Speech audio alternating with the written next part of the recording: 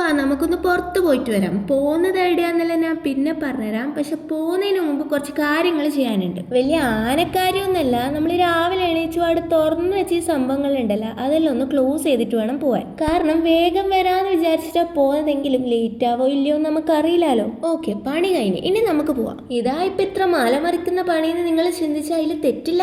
Bus ഇറങ്ങിയിട്ട് നേരെ ഒന്ന് എനർജി ബൂസ്റ്റ് ചെയ്യാൻ പോയി. കാരണം പോകുന്നത് വീണ്ടും ഒരു പണിക്കാണ്. ഇപ്പൊ ഇതാണ് ഞാൻ പറഞ്ഞ നമ്മളെ പണിസ്ഥലം. സംഭവം എന്താന്ന് വെച്ചാൽ എൻ്റെ കസിനും അവൻ്റെ ഫ്രണ്ട്സും കൂടിയിട്ട് ഓപ്പൺ ചെയ്യുന്ന ഒരു സ്റ്റോറാണിത്. അല്ല അപ്പൊ കാര്യങ്ങളെല്ലാം എവിടം വരെ ആയി എന്നറിയാൻ വേണ്ടിയിട്ടാണ് ഞാൻ പോയത്.